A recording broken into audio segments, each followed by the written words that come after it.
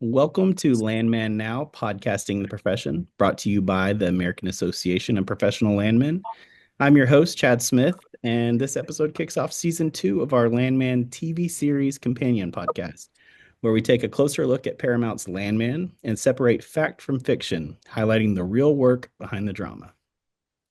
Joining the show today, we have APL President Kyle Reynolds, who is also president of RBG Permian LLC, and APL and NAPE Executive Vice President and Chief Operations Officer, Le'Ann Callihan.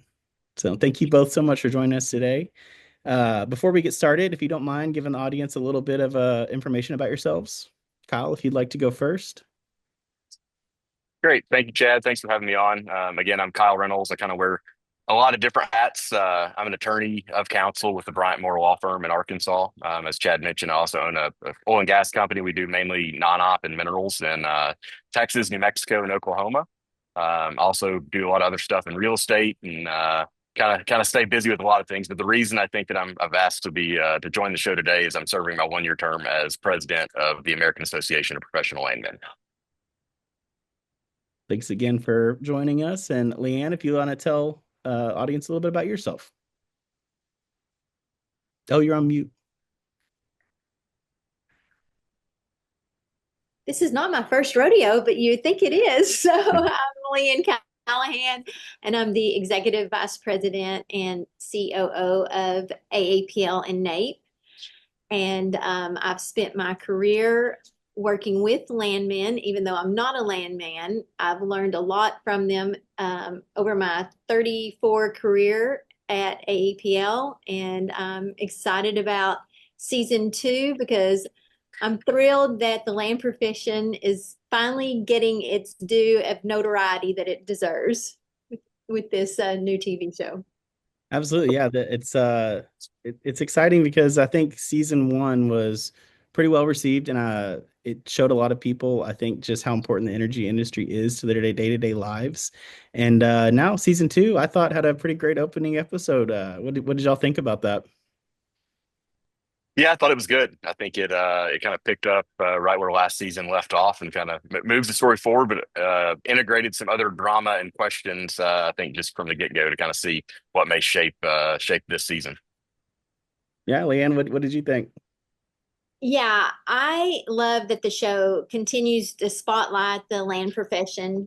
As I mentioned before, we like to say Hollywood brings the drama and the larger than life moments, but APL, we bring the facts. But I do think it's cool that they're telling the story that's built on real concepts, even though it's dramatic. But I mean, there's the parts of the land profession that they highlight, our landmen's negotiation skills and, the challenges to gain access, and then, how it's so important to develop community relationships and to be decision makers. So I think that's what the show does very well, is it, kind of hits on the skills that landmen do possess, that helps produce energy.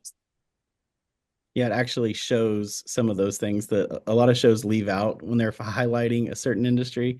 It actually does touch on those, and I think that's pretty cool.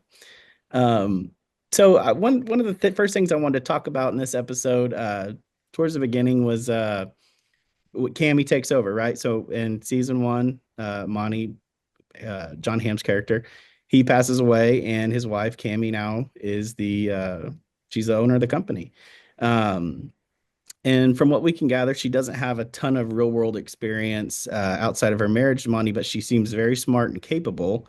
Uh, in the episode, Cammy mentions that MTEX is the largest independent producer in the region.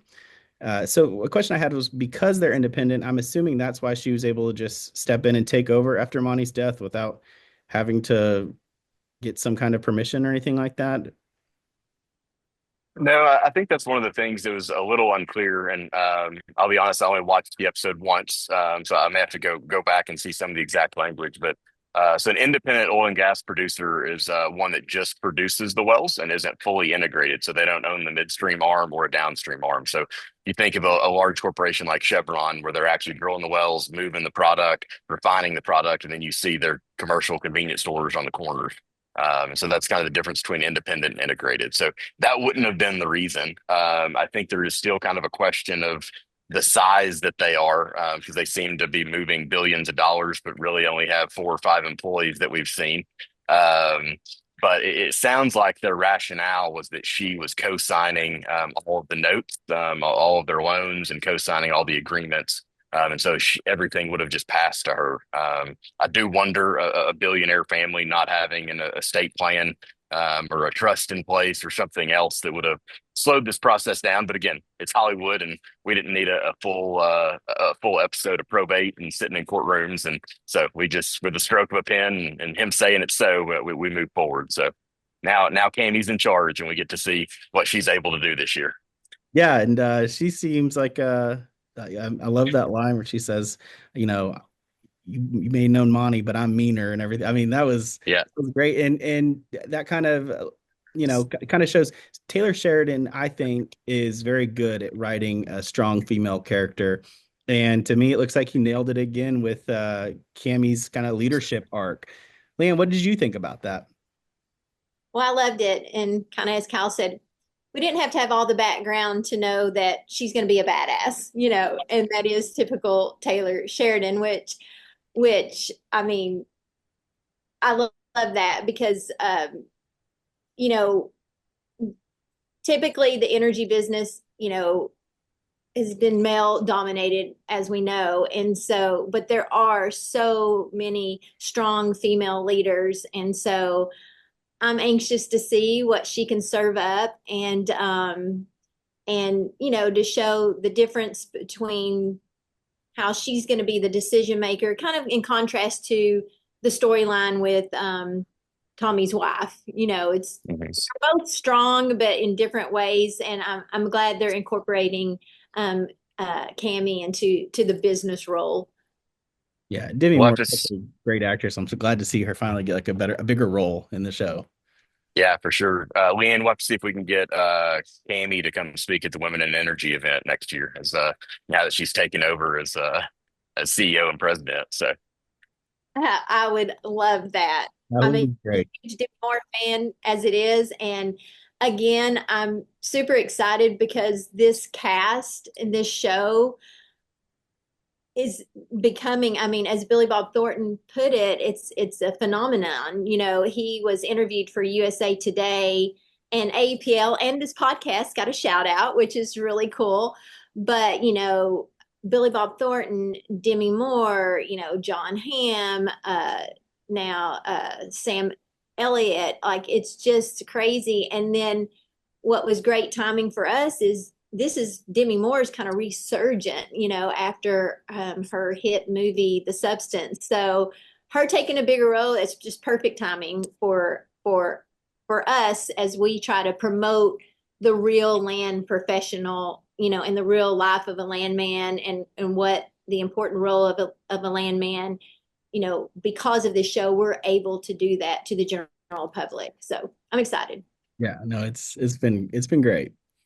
Kyle, I did have you touched on it a little bit, and I did have another question about kind of that luncheon, right? And so the people that are in there and the reason she's having to kind of convince them that she is the right person, that she can be the leader. But some of the meat and potatoes, I guess, of the business part of that, can you explain a little bit maybe what was going on there? yeah, I mean, at the end of the day, and a lot of people don't think about it this way, but before Adam Smith wrote The Wealth of Nations in the 1700s, economics and finance classes were taught in the schools of philosophy and religion, not in the business school. Because at the end of the day, your transactions of money are all about some faith or trust that you're going to invest, whether it's a product or money today, and it's going to be worth more when you get it back. And so at the end of the day, what's happening here, it sounds like MTEX has a ton of debt. And so you've got a bunch of banks that are gathering around wondering if they're ever going to get their money back. And so they need to know that there's some faith or some confidence that she can actually produce enough to pay them back. Or you go into kind of the levels of debt. And so you want to be the first bank to get your claim, because if you foreclosed on them, you're actually going to get paid first. So that kind of seems to be the race of you got the sharks kind of coming around as they see that they may be able to pounce on a depreciated asset, for instance. But she clearly delivered a great speech and showed that she is going to be just as competent, if not more so, than her husband in leading the company, which I thought was great. Yeah, no, her character, And I like where her character's going for sure. Go ahead, Leanne. well, and I also liked how immediately she and Tommy, Billy Bob Thornton's character, it appears, that they're going to work together on this. Mhm. And I, it felt like in this first episode that, he was being a little protective of her, and I think he was kind of surprised at how strong she was. But I felt like he was ready to back her up and kind of be there, as her sounding board, or he kind of thought he was going to take the lead, and now he saw that she was strong, and so I'm anxious to see how their relationship develops, and throughout the season.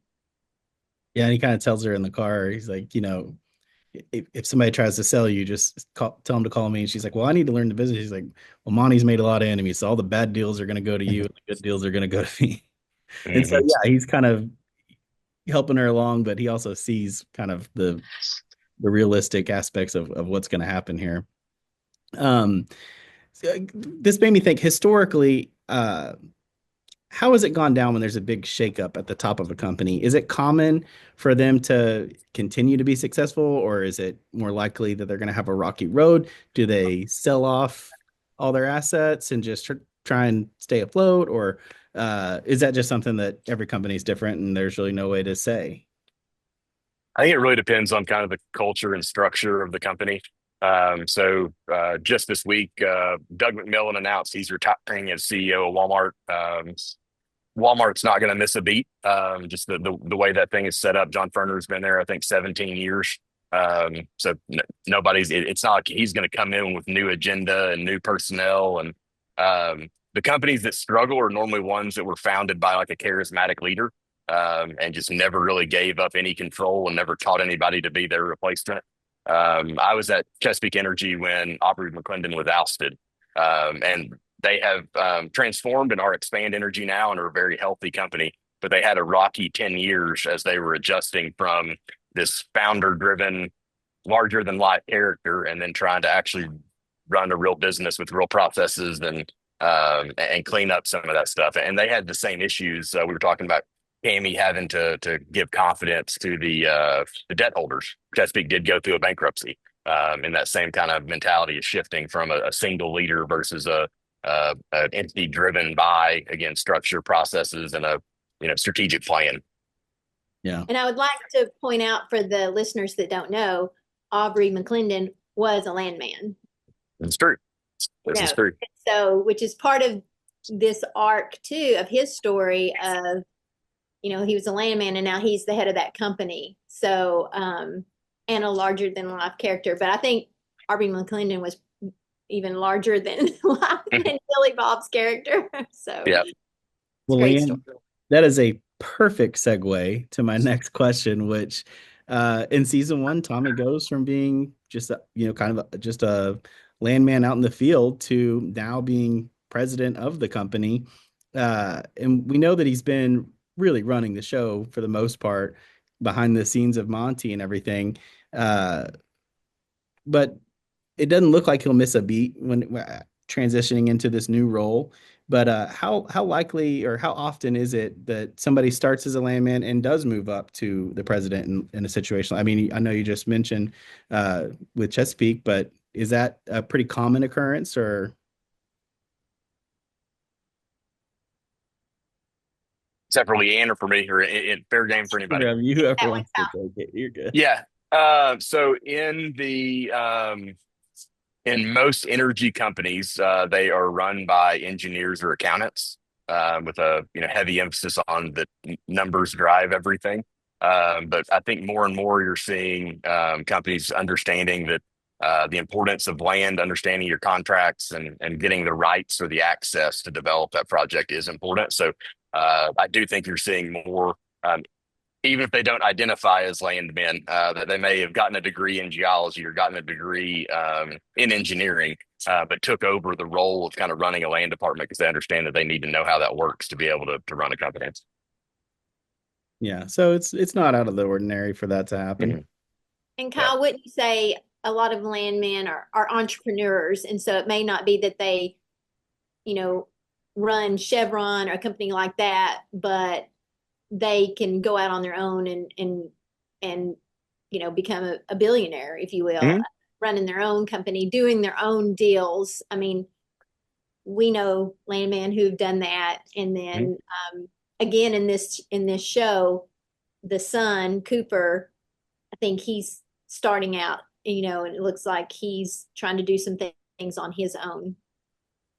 Yeah, Right. Cooper has a really big part of this episode where he goes out and he drills his first well and turns out to be a really big deal for him. I think they said, that it's expected to produce 500 barrels a day, and he does all the numbers, and it comes out to 10 million a year for a 2-year lease, so 20 million combined. Uh, how often have you heard of that happening? Somebody goes out and does their first deal, and it's just massive. Is that pretty common, Kyle? I mean, you got the idea of wildcatters back in the day. Kind of everybody wanted to be their independent producer. Um, Now you don't see it as much, but it's really just the cost of entry. I will say we don't know exactly where he's drilling, but we assume that it's the Permian Basin since that's where most of the show is based. In that area, you're more, fishing in a barrel as far as like he should have some success. That there's not as much risk as hitting a dry hole as you might have had in some areas. But I would say he was very fortunate, to have that much success on the first one, especially considering I think there's still some uncertainty for how he is financing this operation. Yeah. In the first season, he kind of settled his, I guess, semi girlfriend's uh, case with MTEX for the death of her husband, and it seems that's what money he used to go buy these leases and probably to drill this well. So. The $10 million a year sounds great, but how much did he already risk to get there? So I don't know. I'm hoping they explore some of those themes a little bit more, so we can kind of understand how that relationship that has to put strain on the relationship if he's just gone and spent all the money. At the same time, she walks out, he tells her, "Oh yeah, 10 million a year," and she's like, "Oh yeah, that's really cool." So I think I would have been a little more excited. Yeah. So what I mean, and this may, vary tons of different ways, but kind of a ballpark estimate for what he's doing out there. What is like kind of a ballpark estimate for what that would cost for him to get that operation set up? So where he's drilling, it's going to depend on what zone he's targeting. So different depths, it costs more to drill deeper. Is he drilling horizontally? Probably not. Probably just a vertical well, but that's going to affect your cost overall, and then kind of your estimated return.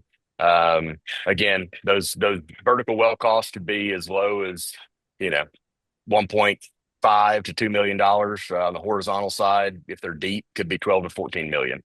So that's back to kind of the question of how much should he buy his leases for, and what's this cost to drill? And Yeah. uh, the oil and gas business normally has great returns. Most of the bigger operators, won't touch projects that aren't at least a 40% rate of return. But there is risk associated with it, and it's very expensive to for that initial investment. Yeah. 40%. That's pretty good though. Yeah. So another fun part of this episode I thought was Ainsley and Angela go to Fort Worth for Ainsley's admission interview. And we get some great Fort Worth landmarks throughout the episode, which I love to see. Love to see our great city portrayed on the big screen. But Ainsley's interview in particular with the admissions officer, Greta, that was pretty entertaining. Le'Ann, as a horn frog, how did you feel about seeing TCU portrayed in the show? Well, of course, I love it. I love having the connection not only with the land profession in this show, but also with TCU. I will say, um, it was humorous. It was humorous, but I do think, I feel like TCU looks for more people with a little bit more grit and smart, intelligence and people who are ready to bleed purple. But you know, I hope that they keep incorporating um the Horned Frog and TCU and all the purple in the show because I do like seeing it. I was like, oh, there's my old stomping ground. It's fun.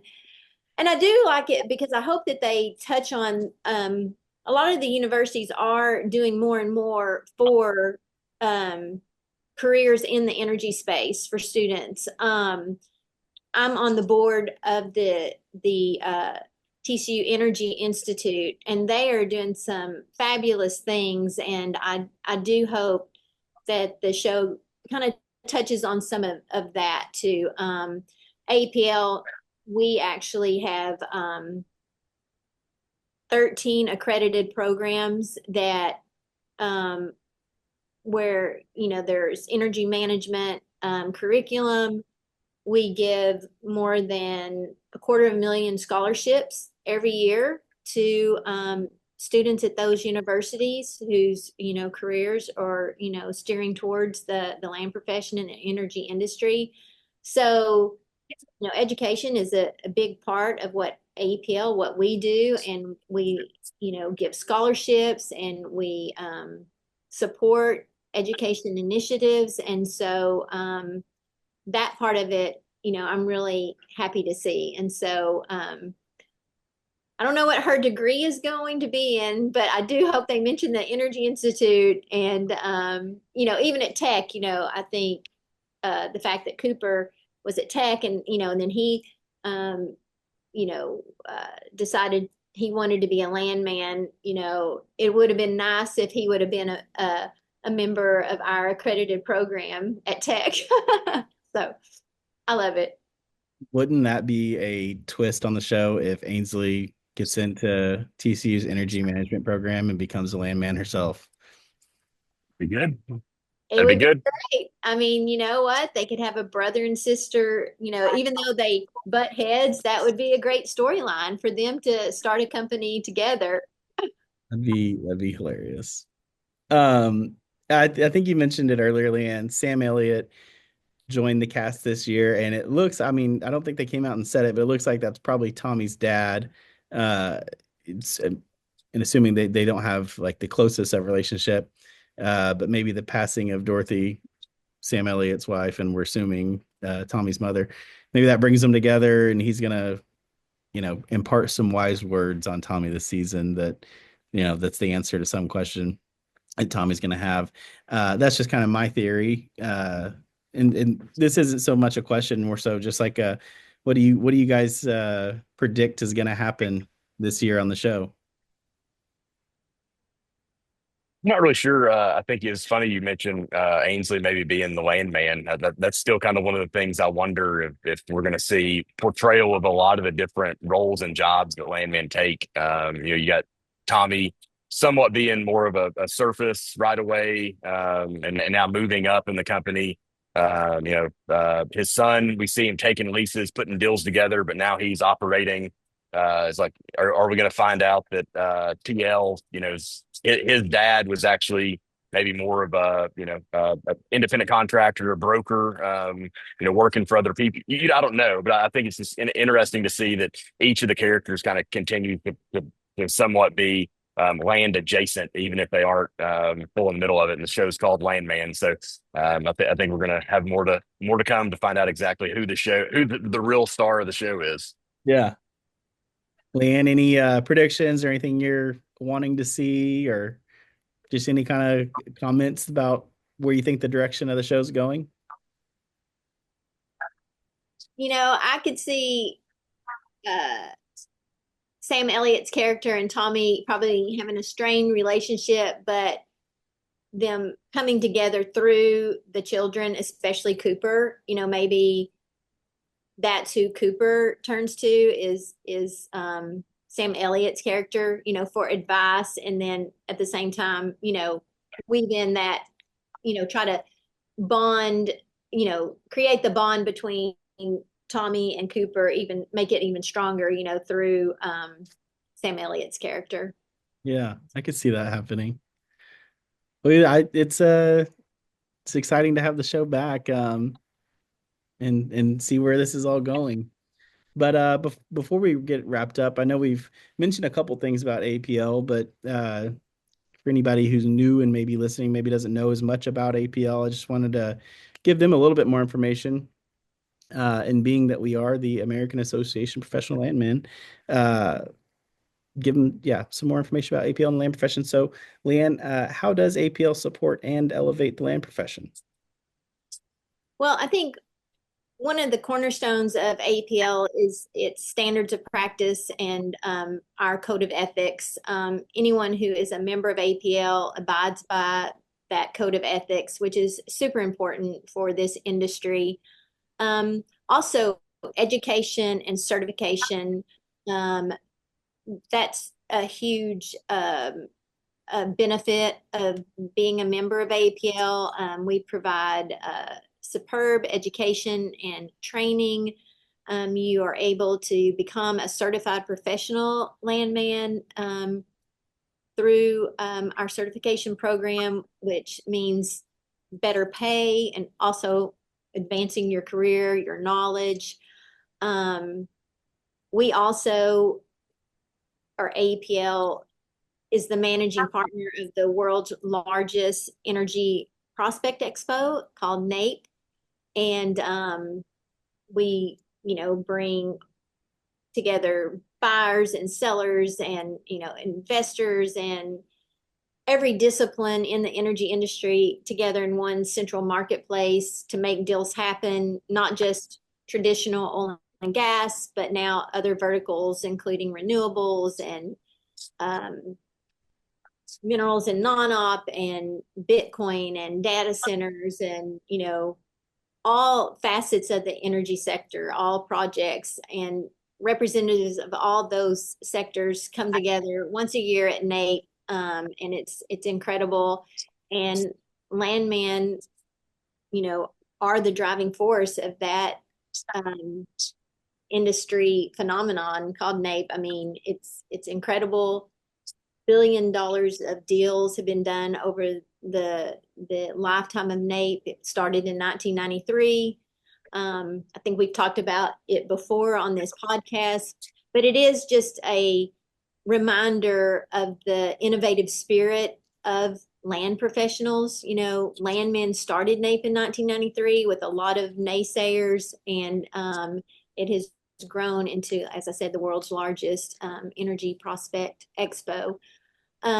Another thing APL is doing that's new is we have become a strategic partner with the uh, Ham Institute.